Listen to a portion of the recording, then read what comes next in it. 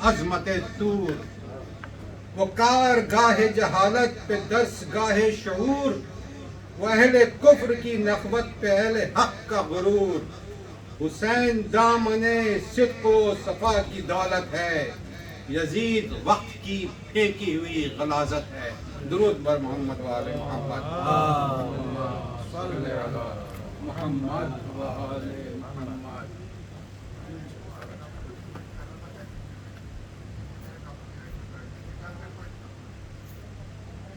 مرثیہ جناب حبیب ابن مظاہر پڑھتا ہوں اپنی طرف سے، آپ سب کی طرف سے اور ہم سب کے مرحومین کی طرف سے قربتاً اللہ درود بھیجوں۔ صلی علی محمد و آل محمد۔ سورہ فاتحہ۔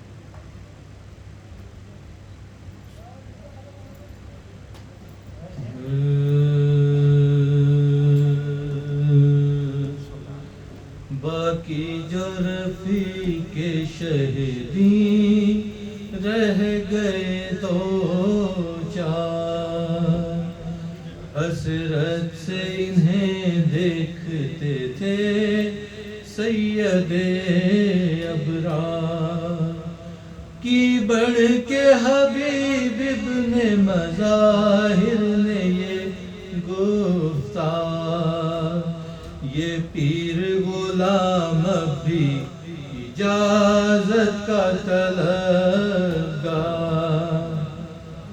بندے کو بھی مرنے کی رضا دیجیے آقا، فردوس کے راستے پہ لگا دیجیے آقا، فردوس کے راستے پہ لگا دیجیے آقا۔ شبیر نے سینے سے لگایا اسے کئی بار، شبیر نے سینے سے لگایا اسے کئی بار، رخصت جو کیا آنکھوں سے آنسو ہوئے جاری، گھبرا کے در خیمہ سے زینب یہ پکاری، لوگوں کہو میدان میں چلی کس کی سواری،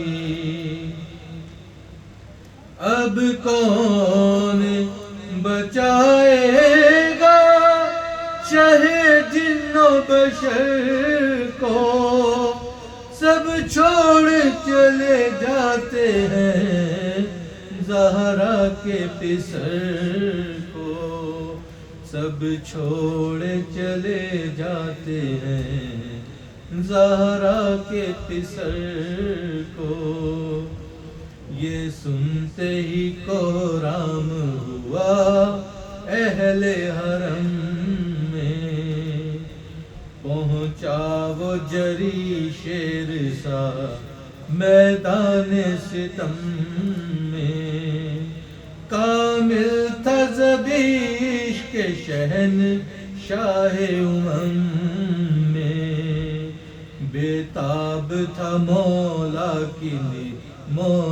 کی جدائی کے علم میں، سینہ تھا جری کا تغرا تیر کی جانب، پھر کے نظر کرتا تھا شبیر کی جانب، پھر کے نظر کرتا تھا شبیر کی جانب، باقی جو رفیق شہیدی رہ گئے دو چار۔ اللہم गुजारिश है जनाब मौलाना अब्बास साहब से कि मेंबर पे तशरीफ लाए, मजलिस से अपना खिताब फरमाए। एक दुरूद भेजिए, दुरूद भेजिए, दुरूद।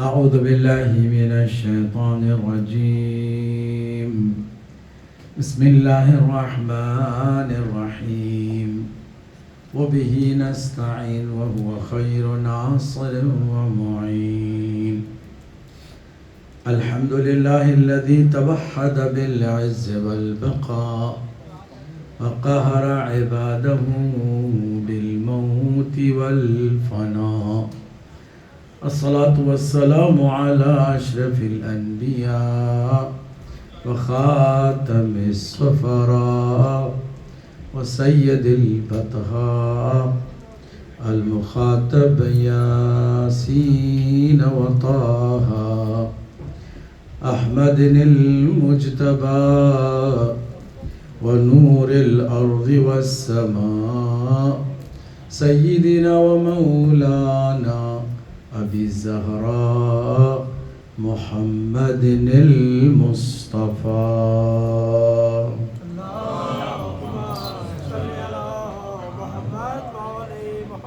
وعلى أهل بيته الطيبين الطاهرين المعصومين سادات العلا والأئمة الهدى واللعن على أعدائهم أعداء الله من يومنا هذا إلى يوم لقاء الله أما بعد فقد قال الله الحكيم في كتابه الكريم بسم الله الرحمن الرحيم يا أيها الذين آمنوا ادخلوا في السلم كافة ولا تتبعوا خطوات الشيطان إنه لكم عدو مبين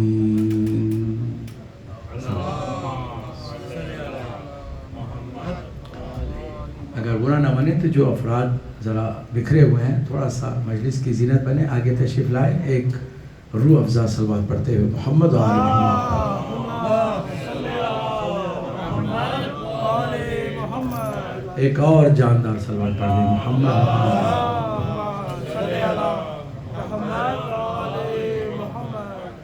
عزیزان گرامی، 1447ویں ہجری کے محرم کا یہ عشر اولا ہے اور اس عشر اولا کی یہ ہماری 5ویں مجلس ہے، اور اس پورے عشرے میں ہمارا عنوان ہے عقائد کا بیان، کہ ہم کیا مانتے ہیں اور کیوں مانتے ہیں۔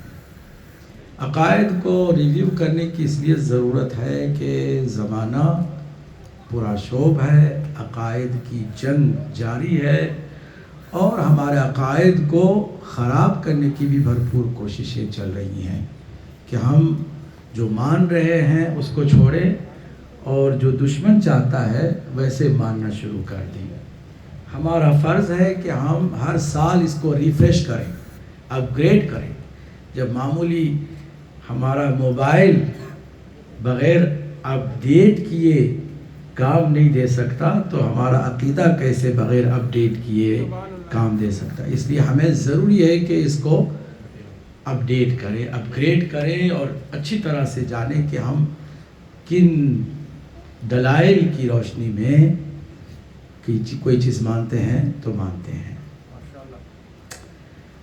ہم نے بتایا تھا کہ اس کی بنیادی جو ارکان ہیں وہ 4 ہیں، 4 سورسز کے ذریعے سے ہم اپنے عقیدے کو چیک کریں۔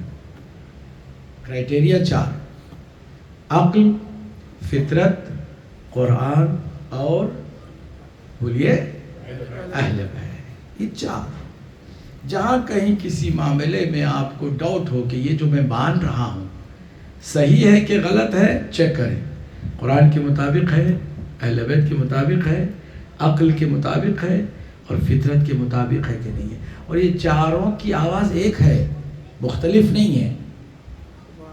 وہی آواز جو عقل کی ہے فطرت کی بھی ہے، وہی آواز جو فطرت کی ہے قرآن کی بھی ہے، اور وہی بات جو قرآن کی ہے وہ اہل بیت کی بھی ہے.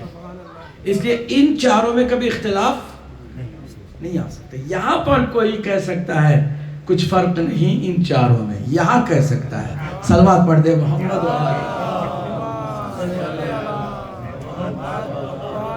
یہاں آپ کہہ سکتے ہیں ان کچھ فرق نہیں ان چاروں میں، یعنی فطرت، عقل، قرآن اور اہل بیت، ان میں کوئی فرق نہیں. ورنہ باقی لوگوں کو کے بارے میں جاننا چاہو تو زمین تو آسمان فرق ہے، زمین تو آسمان فرق ہے نا. تو اب واپس آتے ہیں. ہم نے تمہیدی گفتگو کی، پھر اس کے بعد پہلا جو عقیدہ ہمارا بنیادی ہے توحید، اس پر ہم نے گفتگو کی. باقی تمام عقائد کا بھی منبع اور سرچشمہ عقیدہ توحید ہے. عقیدہ توحید ہی کی بنیاد پر باقی سارے عقائد ہیں.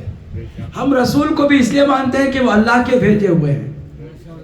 رسول کے بعد علی کو بھی ہم مانتے ہیں تو اس لیے کہ وہ اللہ کے ولی ہیں. تو سب کچھ اللہ کی جانب سے ہے، اور جو اللہ کی جانب سے نہ ہو وہ حق بھی نہیں ہے. وہ اسی کو باطل کہتے ہیں، اسی کو غلط کہتے ہیں، اسی کو جھوٹ کہتے ہیں، اسی کو فیک کہتے ہیں. جو خدا کے علاوہ کسی اور طرف سے آئے اس کو نہ لینا، کیونکہ وہ باطل ہے. یہی وجہ ہے کہ اگر ہم امام کو بھی لیتے ہیں تو اللہ کی طرف سے آتا ہے تو لیتے ہیں، کسی میٹنگ کا نتیجہ ہے تو ہم نہیں لیتے ہیں. صلوات پڑھ دے محمد و آل محمد. اب ہم نے جو گفتگو توحید کی شروع کی، وجود پروردگار پر دلیلیں دی، فطری دلیلیں بھی ہیں. ایک اور آسان فطری دلیل آپ کے سامنے رکھتے ہیں. اگر آپ نے کبھی کسی بچے کو جو کہ نیو بورن بیبی ہے اس کو دیکھا ہوگا تو میری یہ جو دلیل ہے نا، فطری دلیل، اس کو کبھی جا کے آزمائیے جا کے. بالکل نیو بورن بیبی ہے، ہلکی سی آپ پھونک اس کی آنکھوں پر پھونکیے تو وہ جو نیو بورن بیبی ہے وہ بھی اپنی ننھی ننھی آنکھوں سے تلاش کرے گا کہ یہ پھونک مارنے والا کون ہے. وہ ان آنکھوں کو اس طرف گھمائے گا کہ جس کی طرف سے پھونک آئی. یعنی فطری طور پر وہ یہ جانتا ہے کہ کوئی بھی اثر بغیر کسی مؤثر کے ممکن ہی نہیں ہے. اگر پھونک آئی ہے تو کوئی اس کا مارنے والا بھی ہے. تو معلوم یہ ہوا کہ فطری طور پر ہر کوئی جانتا ہے کہ اگر یہ کائنات ہے تو اس کا پیدا کرنے والا اور چلانے والا بھی ہے نا. تو اللہ کے وجود پر تو ہزاروں لاکھوں کروڑوں دلیلیں پیش کر سکتے ہیں، مگر وہ ایک کیسے ہے اس پر بھی ہم نے کل ایک دلیل دی، عقلی دلیل دی. ٹھیک، مگر اس کے علاوہ اگر پوری کائنات میں ایک ہی سسٹم کار فرما ہے، if you notice that only one system is activated، ایک ہی ایسا نظام ہے پوری کائنات میں جو انٹر لنک ہے، کبھی کانٹریڈکشن نہیں ہوتی ہے.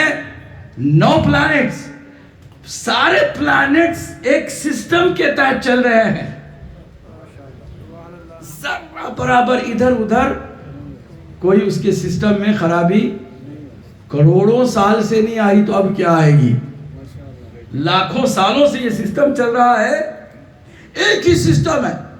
میں آسان کرنے کے لیے بچوں کو سمجھانے کے لیے مثال دے رہا ہوں، ورنہ تو ماشاءاللہ آپ سب جو ہے وہ صاحب بصیرت و صاحب فراست و صاحب عقل و دانش ہیں. آپ کے لیے بات نہیں کر رہا ہوں، بچوں کے لیے کر رہے ہیں، تاکہ کبھی کبھی ایسا بھی ہوتا ہے کہ بچوں کے بہانے بڑوں کو بھی بات پہنچا دی جاتی ہے اور شاید ان کے بھی فائدے میں ہو. اگر آپ ذرا غور سے سنیے گا، ایک کسی دنیا کے کرۂ ارض کے اندر کہیں بھی جا کر کے گیہوں بوئیے تو گیہوں ہی کا پودا نکلے گا. اب افریقہ چلے جائیے، آسٹریلیا چلے جائیے، یورپ میں کہیں کیجئے تو زمین مزاج اپنا نہیں بدلے گی، کیونکہ سسٹم ایک ہی ہے. کبھی غلطی سے بھی گیہوں کی جگہ پر چاول کا کوئی پودا نہیں نکل آئے گا. کیوں؟ اس لیے کہ اس کا ایک سسٹم ہے، اسی ایک سسٹم سے سب کچھ چل رہا ہے کہ نہیں؟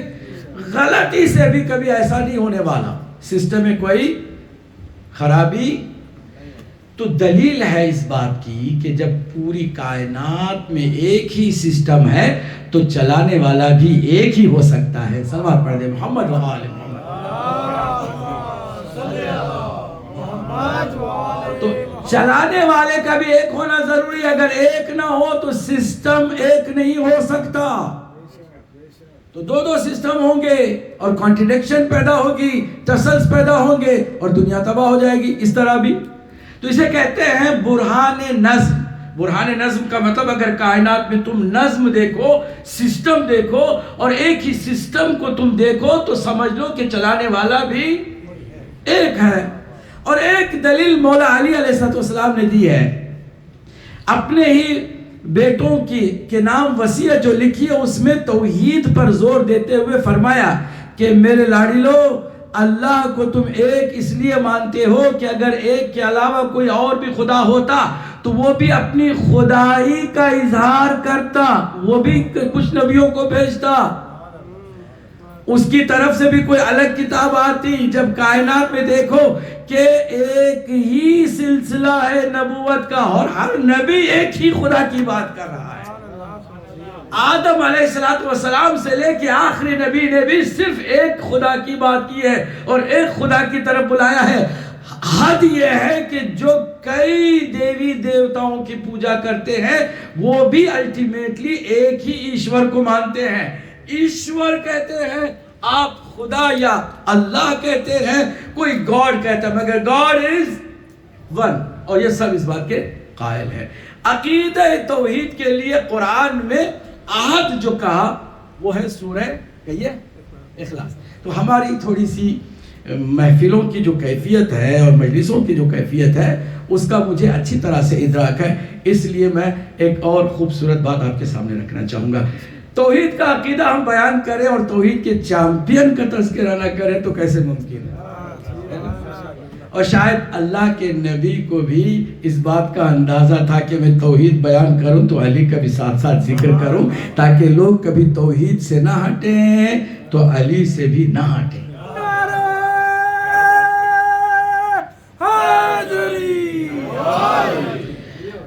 توحید کے عقیدے پر قرآن مجید میں 1/3 آیات مخصوص کر دی گئی.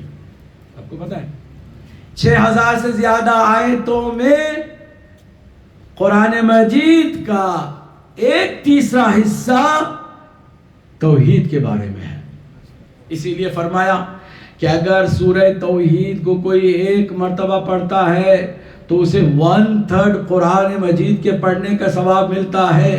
2 مرتبہ پڑھتا ہے تو 2/3 قرآن مجید کے پڑھنے کا ثواب ملتا ہے. اور اگر 3 دفعہ پڑھتا ہے تو گویا اس نے پورے قرآن مجید کی تلاوت کر لی. اور ہر رات اگر کوئی 3 دفعہ پڑھ کے سوتا ہے تو وہ ایسے ہے جیسے ہر رات وہ پورے قرآن مجید کو پڑھ کے سو رہا ہے.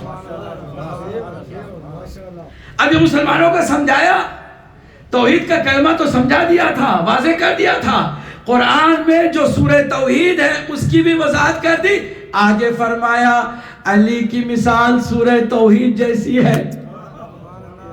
اب آپ سنیں گے تو پھر سننے کا بھی جو لطف ہے وہ حاصل کریں گے, ورنہ لوگ سنتے ہیں مگر سند ہو کر سنتے ہیں, اس لیے کوئی ان کو لطف بھی نہیں آتا. مگر آپ لوگ جاگتے ہوئے بیدار مجمع میرا ہے اور میری باتوں پر توجہ دے رہا ہے. سرکار دو عالم نے فرمایا کیا کہ علی کی مثال سورہ توحید جیسی ہے. سورہ توحید میں کیا بتایا؟ 1/3 قرآن مجید کا ثواب. 1 دفعہ پڑھو تو 2 دفعہ پڑھو تو 2/3, 3 دفعہ پڑھو تو ٹوٹل قرآن مجید کی مکمل ختم قرآن کا ثواب ملے گا. فرمایا علی کی مثال سورہ توحید جیسی ہے. اگر کوئی علی کو خالی دل میں چاہنے لگے اور صرف دل سے اس سے محبت اور اپنا تعلق ظاہر کر, دل میں خالی, تو اس کا 1/3 ایمان پورا ہوگا. 1/3 ایمان اس کے ساتھ ہوگا. اور اگر دل میں محبت ہے اس کا اظہار بھی کبھی نعرہ حیدری کے ذریعے سے, کبھی نعت علی پڑھنے کے ذریعے سے, کبھی کچھ نہیں تو ہر مشکل میں یا علی کہنے سے.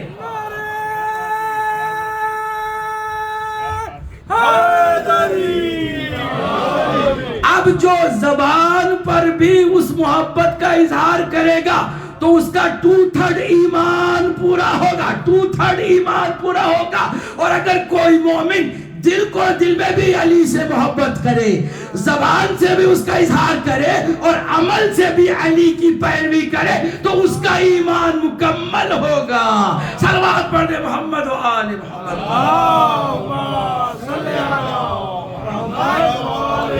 اور جب اس کا ایمان کامل ہوگا تب جا کے علی اس کا امیر ہوگا۔ محمد و آل محمد بلند تر صلوات۔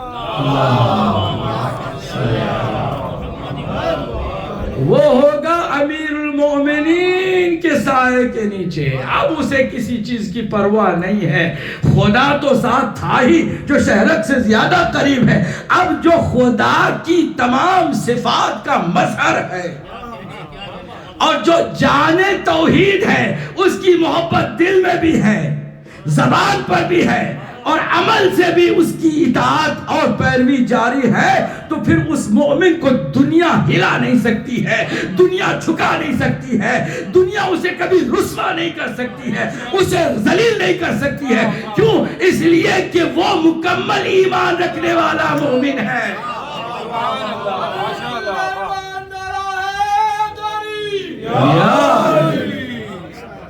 وہ ایمان جو مکمل ہے وہ ان 3 مراحل سے گزر کر کے مکمل ہوتا ہے۔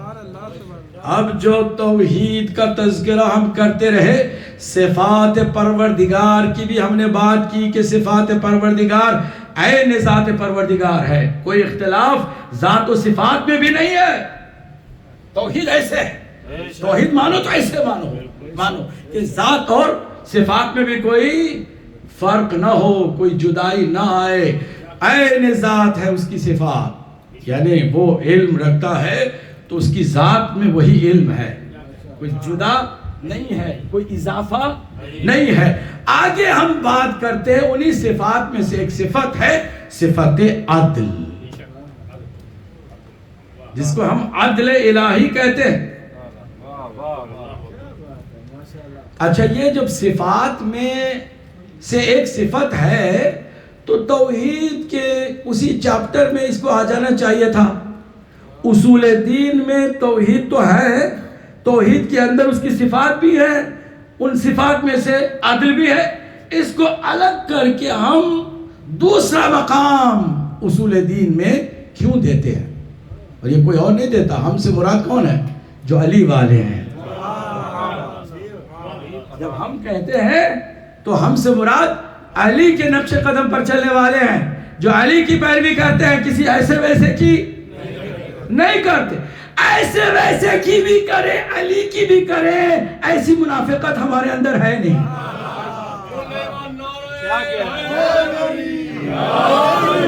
ہم ایسی منافقت کے قائل نہیں ہیں۔ چپ چاپ رسول کے بعد علی کو مانو، مانتے ہو تو نہیں، مانتے ہو تو بھاڑ میں جاؤ، ایسا نہیں کہ ہم ان کو بھی مانتے ہو۔ یہ کوئی سیاست بازی نہیں ہے۔ یہ جیسے پارٹیاں ہوتے ہیں نا، ہم چلے ان کو بھی خوش کریں گے، ان کو بھی خوش کریں گے، یہ خوش کرنے والی بات نہیں ہے۔ نقش قدم پر چلنے کی ضرورت ہے۔ نقش قدم پر علی کے جو چلتے ہیں، پھر کسی کے نقش قدم پر نہیں چلتے، کسی کے نقش قدم پر نہیں چلتے۔ علی والوں نے اصول دین میں توحید ہی کی ایک صفت کو الگ صفت، جس کو عدل کہتے ہیں، ایک الگ مقام دیا۔ کیا وجہ ہے؟ کبھی سوچا آپ نے؟ اصول دین 5 آپ نے کہا توحید، عدل، نبوت، امامت، قیامت۔ یہ جو عدل ہے کوئی الگ سے کیوں، جبکہ اللہ کی صفات میں سے ایک صفت ہے، تو توحید کے چیپٹر میں بھی ہو جانا چاہیے تھا، گفتگو اس کی ہو جانی چاہیے تھی۔ الگ سے کیوں اس کو مقام ملا؟ کبھی سوچا آپ نے؟ انفارچونیٹلی تاریخ مسلم ہسٹری کی وجہ سے جو کچھ ہوا مسلمانوں کے اندر المیہ، اس کی وجہ سے اہل بیت علیہ السلام نے مولا علی سے لے کے امام مہدی علیہ السلام تک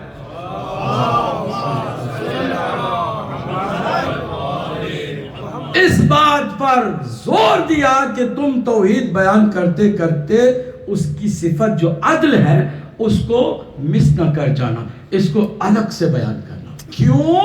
سنیے وجہ. جن لوگوں نے توحید کو رسول اللہ سے سنا، پھر اسی رسول سے جب قیامت تک چلنے والے کانسیپٹ کو توحید کے سننے کے بعد ایک توحید کی جو جان ہے اس صفت کو اگنور کیا، اور وہ ہے جان توحید عدل الہی. عدل ہی کی بنیاد پر جہنم ہے اور جنت ہے نا. عذاب اور ثواب کس کی بنیاد پر ہے؟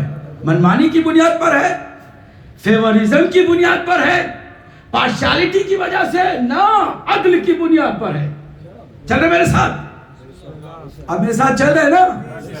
تو کیا ہوا کہ حکمرانوں نے توجہ توجہ توجہ ولایت کے اس اعلان کو کہ جو حقیقی معنوں میں توحید کا بیانگر ہے، مبین توحید ہے،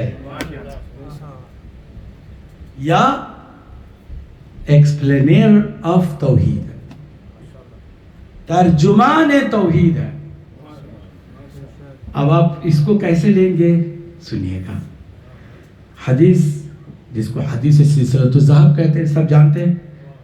8ویں امام سے ساری دنیا نے پوچھا وہی حدیث سنا دیں، تو کہا میں سناؤں گا تو اتنی کھری بات سناؤں گا کہ اس میں کسی کو کوئی ڈاؤٹ نہیں رہ جائے گا.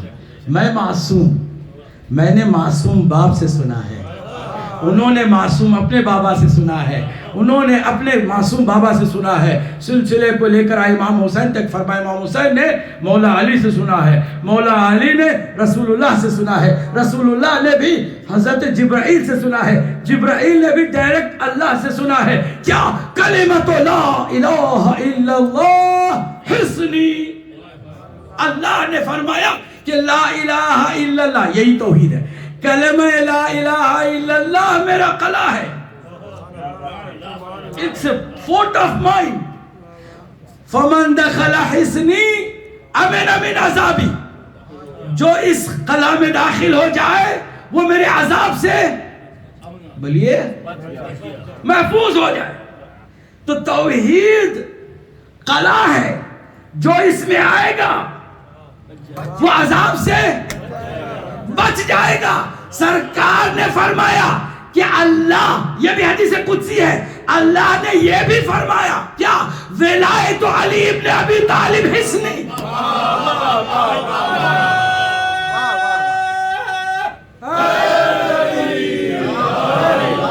اللہ نے فرمایا علی ابن ابی طالب کی ولایت بھی میرا قلعہ ہے. فمن دخل حصنی امن من عذابی. جو اس قلعہ میں داخل ہو جائے وہ عذاب سے بچ جائے. اب یہ قلعہ دو تو نہیں ہو سکتے. ایک توحید ہے، دوسرے ولایت ہے. کہا نہیں، دونوں ایک ہی طرح کی بات ہے. حقیقی توحید کی پہچان ہی ولایت سے.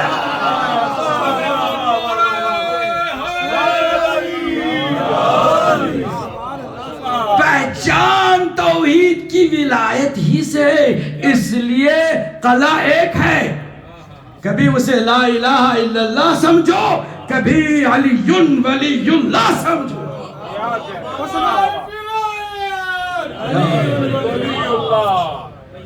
یہ جو بات ہے توحید کے سمجھنے کی وہ اتنی زیادہ ہے کہ اس کو مس کیا. نتیجے میں کیا ہوا پتہ ہے؟ کہا کہ ایک اللہ کی ہی توحید کے ساتھ عدل کو چپ چاپ اگنور کرو، اور ایک صفت کو اللہ کی اجاگر کر کے منمانیاں شروع کر دو. اب وہ کیا ہے؟ انفارچونیٹلی بہت سارے ہمارے اپنے بھی اس غلط عقیدے کے چکر میں آ کر کے وہ اس طرح مانتے ہیں. کیا ہے جناب؟ وہ کہتے ہیں کہ ہر چیز اللہ کی مرضی سے ہوتی ہے. میں ساتھ چل رہے؟ غلط کیلکولیشن کیا تھا بزنس میں، لاس ہو گیا، اللہ کی مرضی.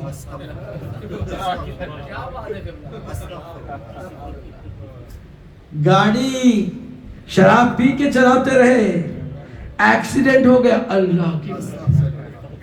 ڈاکٹر نے کہا بھائی یہ ساری چیزیں نہ کھاؤ، پرہیز کرو، کہتے رہے کھائیں گے دیکھا جائے گا کیا ہوگا، ہارٹ اٹیک ہو گیا، اللہ کی مرضی۔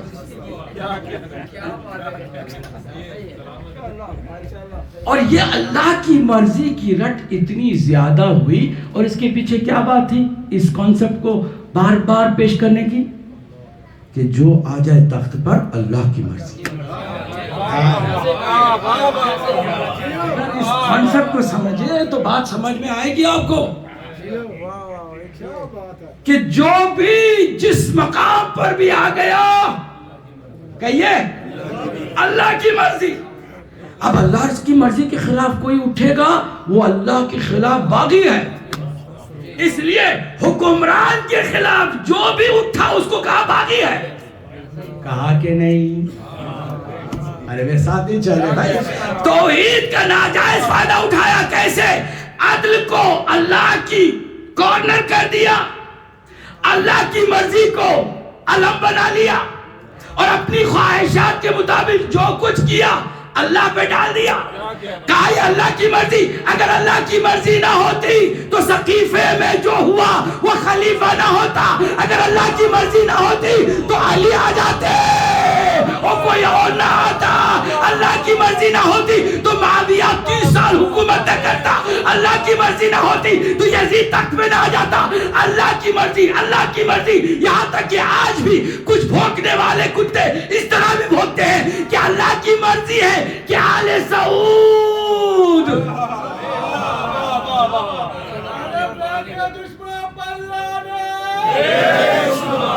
اللہ کی مرضی، اللہ کی مرضی، اللہ کی مرضی کے خلاف نہیں جا سکتے۔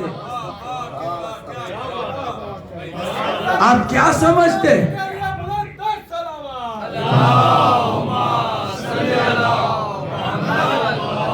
آپ کیا سمجھتے؟ آج مسلمان، آج جو مسلمان یزید کو برا کہنے کے لیے تیار ہو گئے ہیں، کیا ان کے بزرگ بھی برا کہتے تھے؟ نہ۔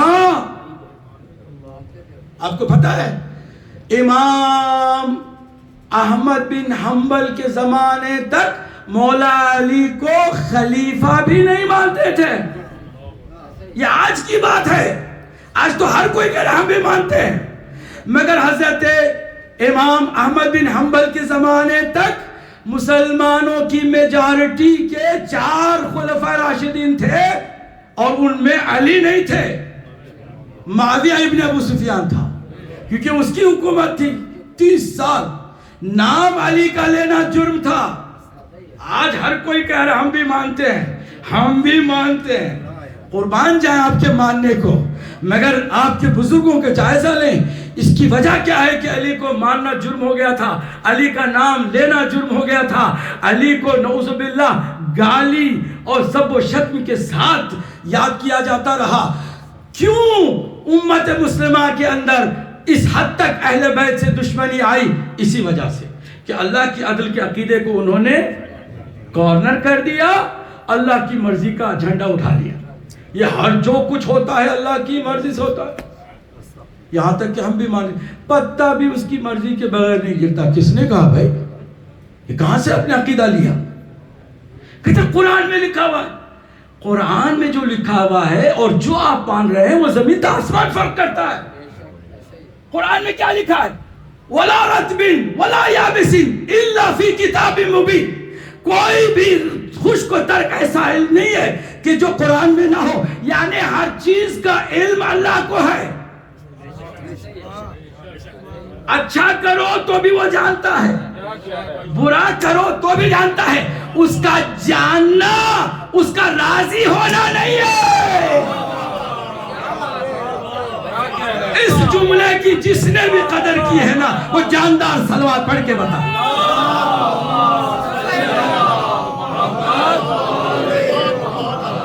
جاننا اور ہے، راضی اور خوش ہونا۔ آپ جانتے ہیں کہ آپ کا بیٹا نافرمان ہو گیا، جانتے ہیں، آپ کو کسی نے بتا دیا، کہ آپ اس سے خوش بھی ہیں؟ نہیں۔ ہر کام کائنات میں جو ہوتا ہے، پتا بھی گرتا ہے تو اس کا علم اللہ کو ہے، نہ ہے کہ اس کی مرضی اللہ کی شامل ہے، ہرگز نہیں۔ مرضی اور علم میں زمین تا آسمان فرق ہے۔ ہم قرآن کے ماننے والے ہیں، تبھی تو ہم نے صحیح معنوں میں اس کا مفہوم بھی سمجھا ہے۔ اللہ کی مرضی ہر کام میں شامل نہیں ہے، غلط ہے تو اللہ ناراض ہے، صحیح ہے تو اللہ خوش ہے۔ تو یہ نہ کہو اللہ کی مرضی، اب جو زبردستی آ جائے وہ زبردستی آیا ہے، اور اس کے خلاف بولنے والا اللہ کا پیارا ہے، وہ باغی نہیں ہے۔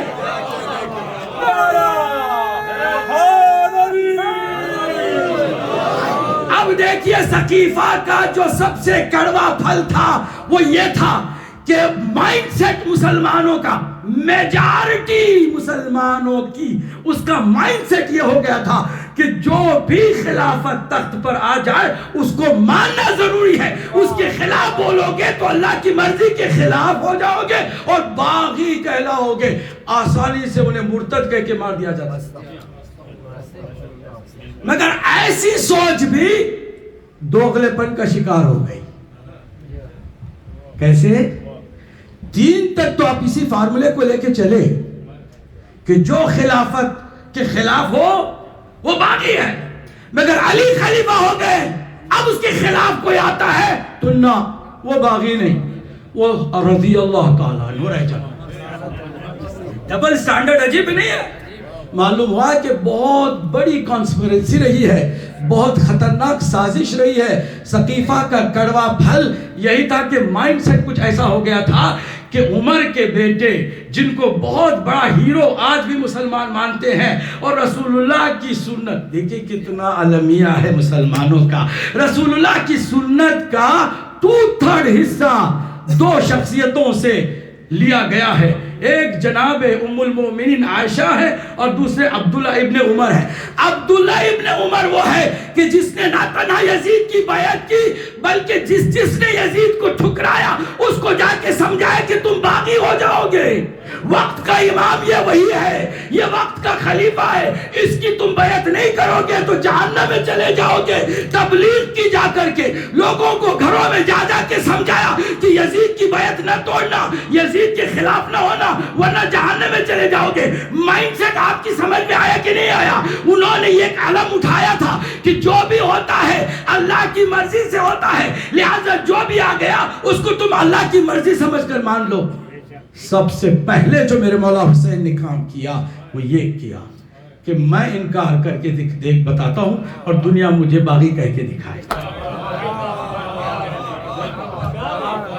میں بیعت نہیں کروں گا، خالی یہ نہیں کہ بیعت نہیں کروں گا، کہا مثلی، کمال کر دیا میرے مولا حسین، میرے مولا حسین نے کمال کر دیا، کمال کر دیا۔ یہ نہیں کہ میں یزید کی بیعت نہیں کروں گا، یہ بات پرسنل نہیں تھی، توجہ ہے کہ نہیں ہے؟ یہ بات شخصیت کی نہیں تھی، یہ بات پرسنالٹی کی نہیں تھی، یہ بات سسٹم کی تھی۔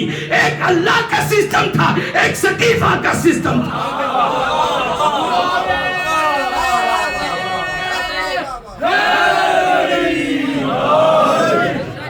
دو الگ الگ سسٹم چل رہے تھے، پیرالل چل رہے تھے۔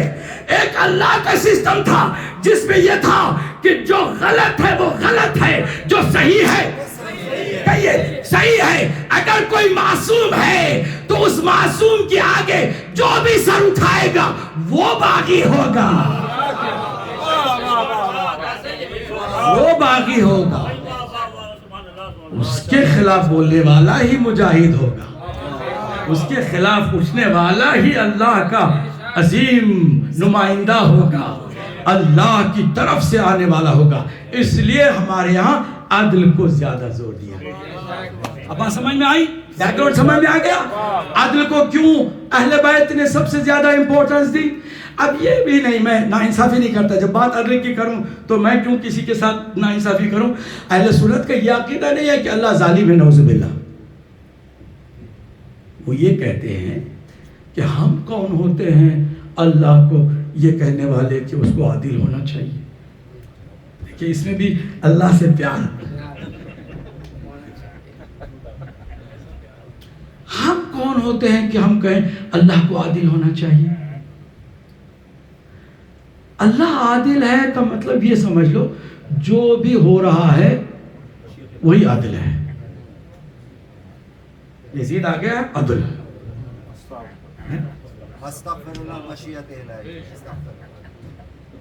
اب آپ ذرا دیکھیں شیخ مفید بہت چھوٹے ہیں.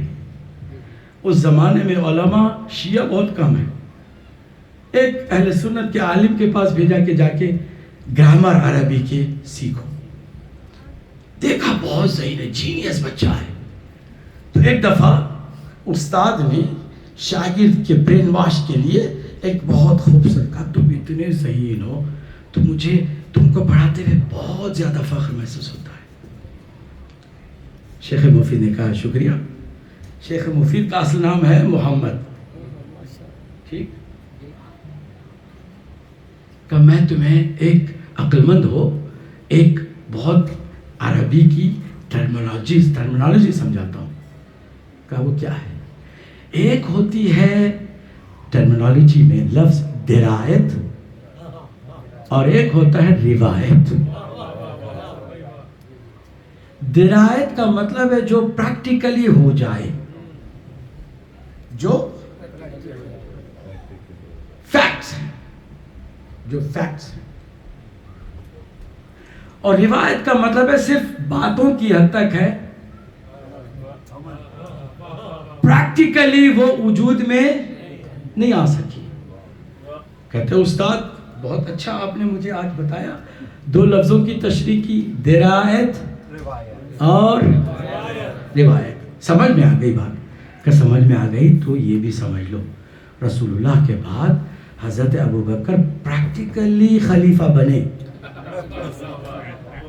یہ ہے درایت. اور آپ کہتے ہیں غدیر میں مولا بنائے گئے تھے, روایت. عقل مند انسان درایت کے ہوتے ہوئے روایت کے چکر میں نہیں پڑتا.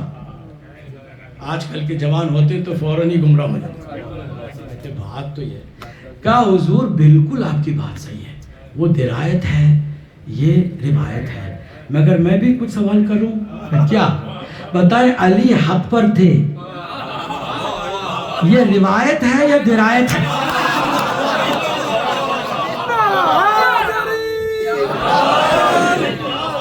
یعنی خالی باتوں کی حد تک حق پر تھے یا پریکٹیکلی علی جو تھے وہ حق تھے؟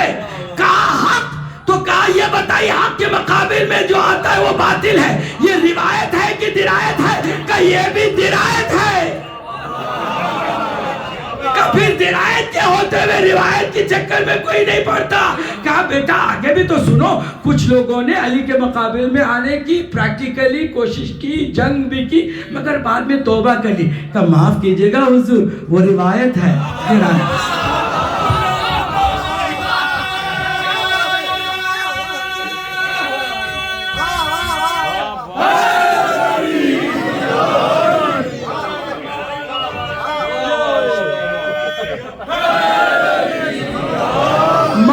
میں ہٹتا نہیں ہوں.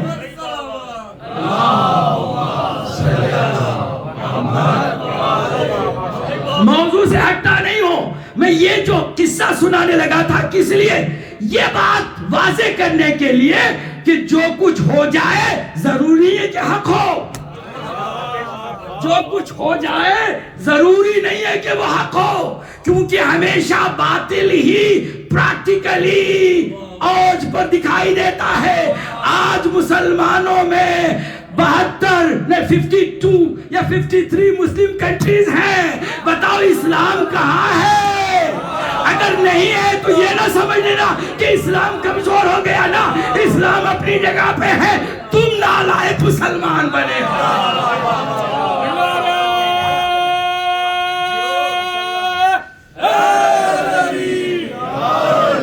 جو ہو جائے اس کو حق نہ سمجھ لینا, جو ہو جائے حق نہ سمجھ لینا.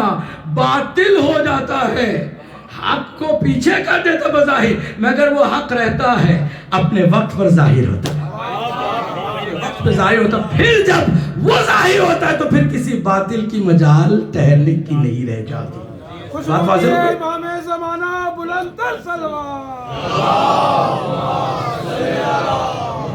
واپس آئیں. اب بیک گراؤنڈ سمجھ میں آ گیا سب کو کہ کیوں اللہ کی صفات میں سے ایک صفت عدل کو ہم نے الگ مقام دیا. عدل الہی اصول دین میں سے دوسری اصل ہے. کیوں کہا؟ اس لیے کہ ساری امت میں ایک سازش رچی گئی اور ایک خطرناک مائنڈ سیٹ تیار کیا گیا کہ جو کچھ ہوتا ہے اللہ پر ڈال دو, اس کی مرضی پہ ڈال دو. اللہ عادل ہے. اور یہ جو آپ کہتے ہیں نا کہ اللہ کے بارے میں آپ کون ہوتے ہیں, ہم کیوں کہیں اپنی طرف سے؟ خود اللہ نے قرآن مجید میں کہا اللہ ذرہ برابر بھی کسی پہ ظلم نہیں کرتا. وہ ایسا عادل ہے کہ عدل ہی کی بنیاد پر کائنات کو اس نے پیدا کیے. پوری توجہ. ہم یہ کہتے ہیں کہ ہم اس خدا کو خدا نہیں مانتے جو عادل نہ ہو. ہم کہتے ہیں اگر عادل ہے تو وہ خدا ہے, اگر خدا عادل نہیں ہے تو پھر کائنات میں کوئی بھی صحیح نہیں ہے. اور اگر تمہیں سمجھ میں نہیں آتا تو علی کی زندگی کو دیکھ لو نا, کیونکہ علی صفات خداوندی کا جلوہ, صفات خداوندی کا جلوہ ہے نا. اب ذرا میرے مولا کی طرف دیکھو پوری توجہ سے. آج مسلمانوں میں اپنوں میں بھی کچھ ایسے انٹلیکچوئل, سو کال انٹلیکچوئل ایسے بھی ہیں جو کہتے ہیں کہ کچھ جگہوں پر تھوڑا سا مولا علی کمپرومائز کر لیتے تو ان کا حق ان کو مل جاتا. مولا علی کے دشمنوں پر لعنت, اور دشمنان ولایت علی لعنت. پوری توجہ سے سنیے گا, پوری توجہ سنیے گا.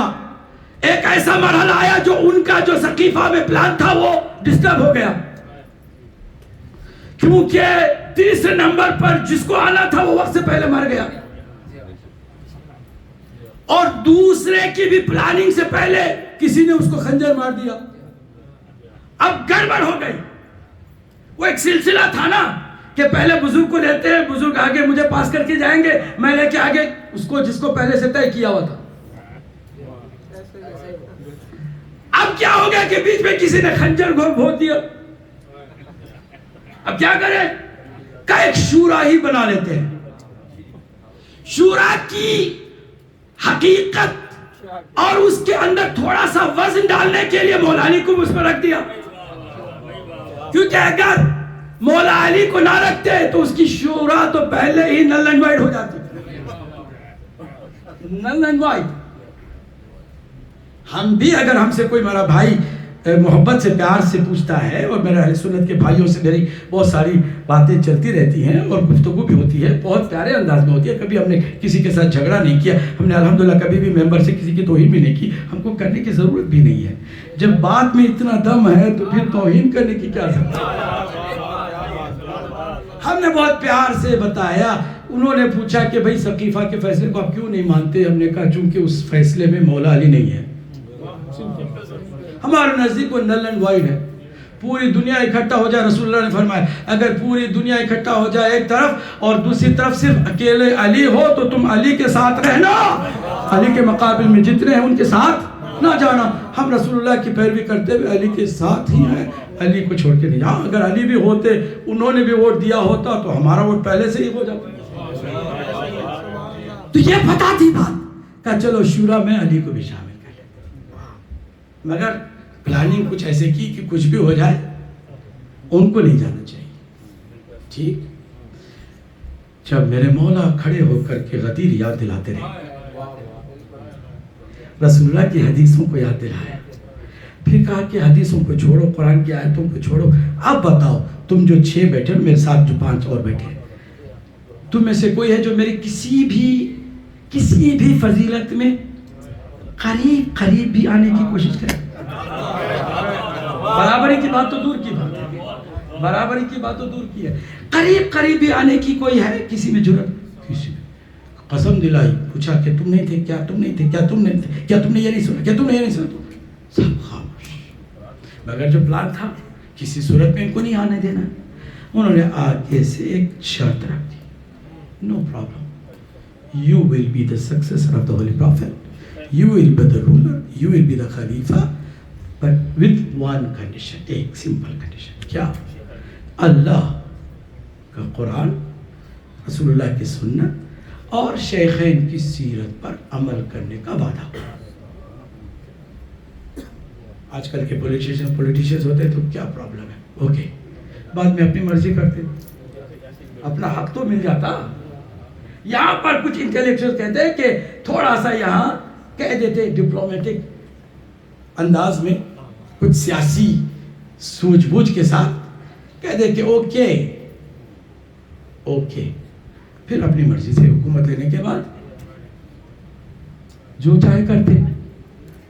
مولا علی نے کہا ہرگز نہیں.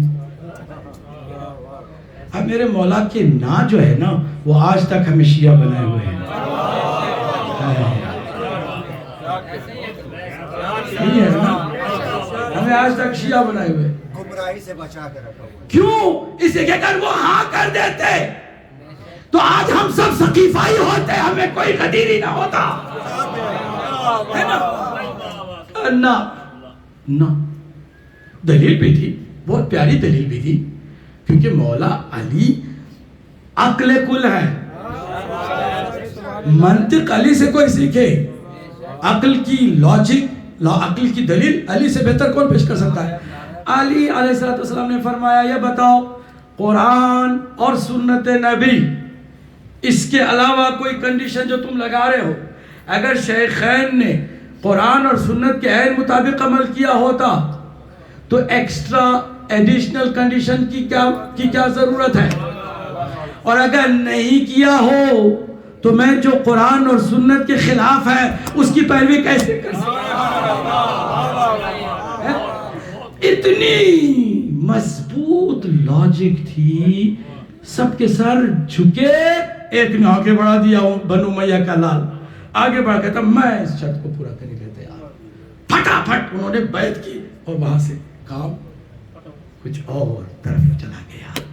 واپس کہنے جا رہا ہوں یہ کہ یاد رکھیے مولا علی اللہ کی عدل کے بھی مظہر ہیں. پوری دنیا کی طاقت, حکومت, سلطنت بھی کوئی دے کر کے علی سے اتنی سی معمولی سی بھی ناانصافی کی امید رکھے تو پوری دنیا کی سلطنت علی چھوڑ دے گا, ناانصافی کبھی نہیں. اب اس کو میرے مولا نے ایک اور مقام پر واضح کیا کہ میں اللہ کی عدل کا مظہر ہوں, مظہر عدل الہی ہوں.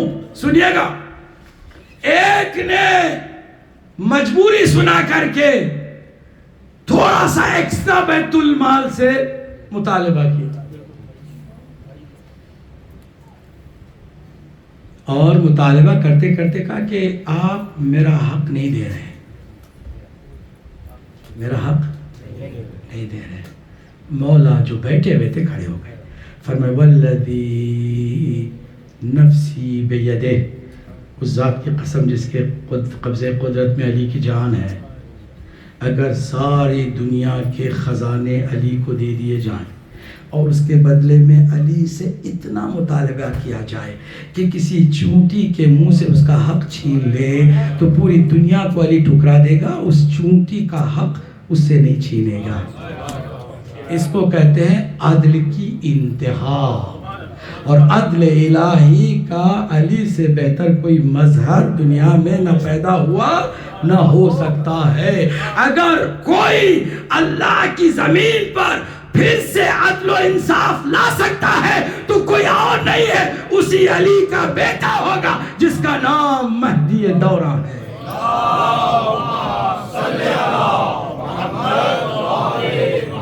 اب آئیے ذرا عدل کو لے کر کے جو اٹکلیں ہیں اس کی بھی بات کریں, کچھ ہمارے اندر بھی شکوک و شبہات ہیں اس کا بھی تذکرہ کریں. اگر اللہ عادل ہے تو کوئی غریب کوئی امیر کیوں ہے؟ اگر اللہ عادل ہے تو کوئی کالا اور کوئی گورا کیوں پیدا ہوتا ہے؟ اگر اللہ عادل ہے تو کوئی معذور بچہ کیوں پیدا ہوتا ہے؟ اس نے کیا قصور کیا ہے؟ اور کوئی صحت مند کیوں پیدا ہوتا ہے؟ اگر اللہ عادل ہے تو یہ فقیری کیوں ہے، یہ مسکینی کیوں ہے؟ اگر اللہ عادل ہے تو ایک بیٹا ایک بچہ محل میں کیوں پیدا ہوتا ہے اور ایک جھوپڑی میں کیوں پیدا ہوتا ہے؟ پیدا تو وہی کرنے والا ہے نا، تو اس کو عدل سے کام لینا چاہیے نا. تو پھر یہ سب کچھ کیوں ہوتا ہے؟ اگر اللہ عادل ہے تو زہریلے سانپ اس نے کیوں پیدا کیے ہیں؟ اگر اللہ عادل ہے تو شیطان کو ہمارے پیچھے کیوں لگائے رکھا ہے؟ اس طرح کے کوئی تقریباً 80 سوالات ہیں. کتنے ہیں؟ ٹوٹل پورا ایک اشرہ عدل الہی کا بھی ہوگا تب بھی اس کا حق ادا نہیں ہو سکے. ہم تو سارے عقائد کو لے کے ایک ہفتے میں بیان کریں، ایک اشرے میں بیان کرنے کی کوشش کریں. ٹوٹل میں آپ سے گزارش کروں گا، میں نے توحید کو بھی صحیح معنوں میں ادا نہیں کیا، اس کا حق بھی ادا ہو بھی نہیں سکتا. اس کے لیے بھی ایک اشرہ چاہیے، عدل الہی کے لیے بھی اشرہ چاہیے، نبوت پر بھی پورا اشرہ چاہیے، امامت پر بھی پورا اشرہ چاہیے، قیامت تو پھر قیامت ہی ہے نا. ٹھیک ہے، تو آپ سے گزارش ہے کہ میں نے اس کو قلمبند کیا ہے، اردو میں لکھا ہے مگر آسان اردو میں. توحید کی ایک بکلیٹ ہے، عدل کی ایک بکلیٹ ہے، نبوت کی ایک بکلیٹ ہے، امامت کی ایک بکلیٹ ہے. میں ان لوگوں کو ہی دوں گا جو خود سے مانگیں گے. مجھے کسی نے کہا کہ آپ بھیج دیں اور وہ جو گروپ ہے نا واٹس ایپ کا اس پہ ڈال دیں گے. میں نے کہا اتنا چیپ ہم نے کام نہیں کیا ہے کہ ہم بھیج دیں اور لوگ اس کو پرواہ نہیں، کھولیں گے بھی نہ، زحمت کھولنے کی بھی گوارا نہ کریں گے تو میں بھیج کے کیا کروں گا. نہیں، ہم نے محنت کی ہے، آپ اسے فائدہ اٹھائیں.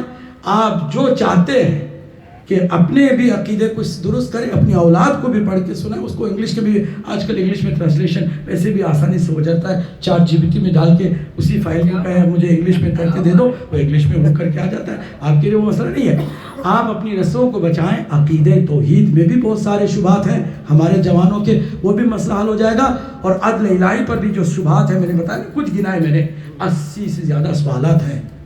اب ذرا ان سب کے جواب کو مختصر لفظوں میں آپ کی خدمت میں، چونکہ میرے پاس ٹائم بہت کم ہے، صرف 2 منٹ میں جلدی پیش کرنے کی کوشش کروں گا. آپ میرے ساتھ چلیں گے. صلوات پڑھ دیں محمد و آل محمد. جتنے سوالات بھی عدل کے بارے میں اٹھائے گئے نا، بنیادی طور پر عدل کی ڈیفینیشن کو غلط سمجھ لیا، اس وجہ سے یہ سارے معاملات. عام طور سے ہمارے یہاں بھی بڑے بڑے لوگ بھی، بڑے بڑے فلاسفر بھی اور پروفیسرز بھی غلط ترجمہ کرتے ہیں عدل کا. عدل کا کہتے ہیں مساوات. مساوات کے لیے لڑ رہے جناب. عدل کا مطلب مساوات، سب کو مساوی، برابر.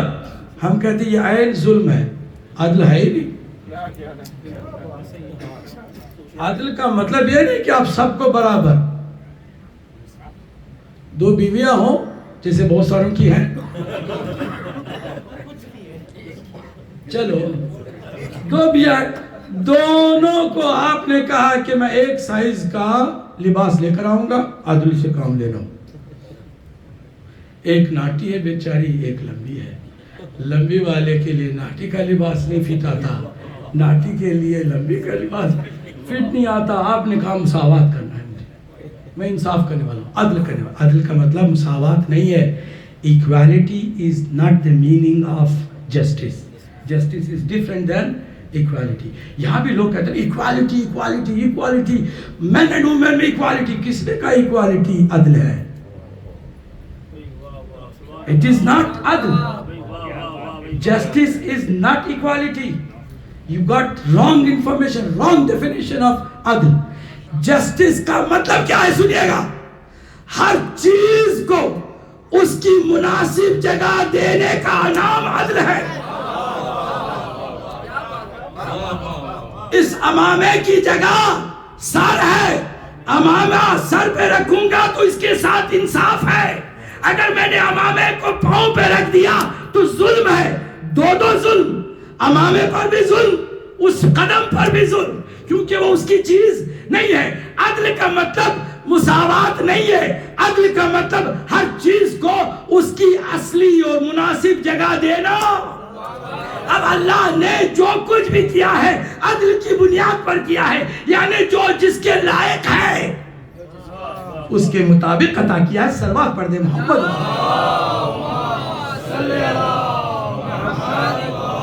اور اس عدل کو سمجھنا ہو تو سرکار کی بزم میں بھی دیکھ سکتے ہو، مولا کے صحابہ میں بھی دیکھ سکتے ہو، حسین کے اصحاب میں بھی دیکھ سکتے ہو. ہر ایک کو اس کی مناسب جگہ میرے مولا نے دی.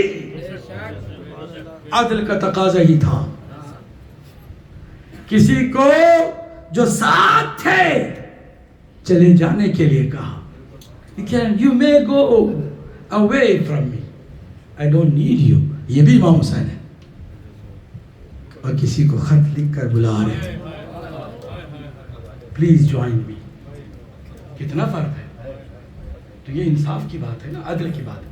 ہر کسی کو اس کا مقام دیا. میں بہت کم وقت رہ گیا ہے, معذرت کے ساتھ.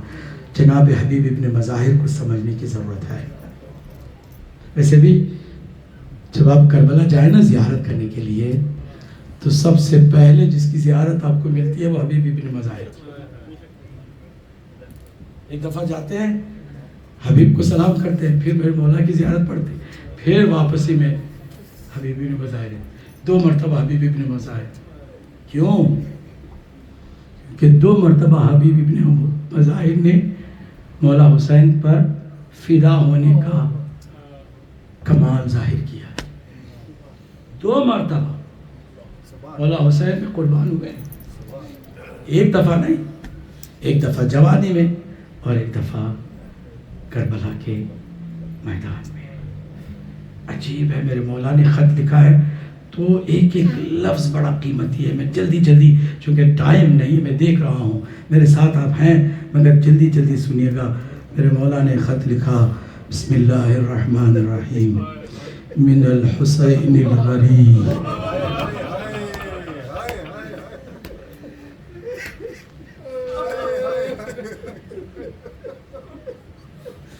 مولا نے اپنا سارا دکھڑا ایک لفظ میں ظاہر من الحسین الغریب الى الحبیب رجل الفقیر. حسین غریب کی طرف سے یہ لیٹر کس کے لیے؟ حبیب کے لیے, کہ جو رجل فقیر ہے, مرد فقیر ہے. آگے کیا لکھتے ہیں؟ اما بعد حبیب انت تعلم قرابتنا من رسول اللہ.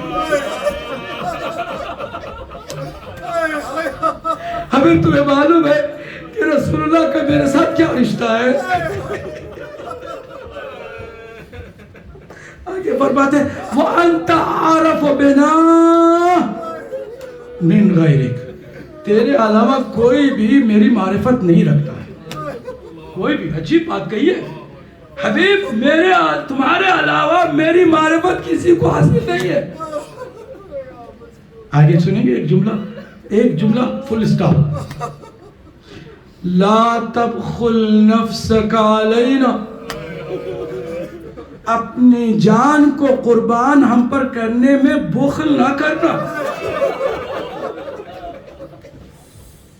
اور یہی نہیں کہ قربان ہو جانا, یجازیک جدی رسول اللہ یوم القیامہ, قیامت کے دن میرا نانا تمہیں اس کی اجر عطا کرے, اس کا صلہ تمہیں دے گا. والسلام علیکم ورحمۃ اللہ. اتنا سا لیٹر قاصد کو تیز. تاریخ میں ملتا ہے کہ 4 محرم کو ہم کیوں حبیب کا ذکر کرتے ہیں؟ کیونکہ 4 محرم کو شمر کا 4000 والا لشکر کربلا میں پہنچ گیا تھا. بی بی کا دل گھبرا رہا تھا, کہہ رہے تھے باں جائے حسین, دشمن کے لشکر پہ لشکر آ رہے ہیں, ہمارا کوئی نہیں ہے, چند لوگوں کے سوا ہمارا کوئی نہیں ہے. میرے مولا نے قلم اٹھایا, حبیب کے نام خط لکھا 4 محرم کو, اور یہ 7 محرم تھی کہ حبیب بڑی محنتوں مشقتوں کے بعد کربلا پہنچے. اب میں ذرا اس پر رک کر کے ایک جملہ کہوں گا. اپنی بہن کی ہمت بڑھانے کے لیے میرے مولا حسین نے کہا گھبراتی کیوں ہو, میرا بھی ایک لشکر ہے جو آ رہا ہے. ایک لشکر ہے جو آ رہا ہے. بی بی نے لشکر کی بات سنی, دل میں بہت زیادہ امید پیدا ہوئی, ڈھارس بنی. 7 محرم کو دیکھا گدو بہت صحیح ہے اور کوئی اور نہیں ہے. ایک بوڑھا 90 سالہ بوڑھا ہے جو گھوڑے پہ سوار ہو کر آ رہا ہے.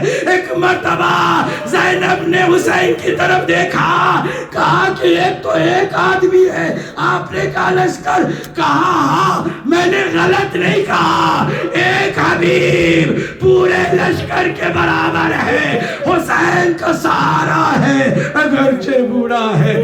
عزادار و حبیب جیسے ہی پہنچے بی بی نے سلام بھجوا دیا، حبیب نے سر سینے کو پیٹا شروع کر دیا۔ آئے اہل بیت پر ایسا بھی وقت آیا کہ ہم غلاموں کو سلام بھیجا جا رہا ہے۔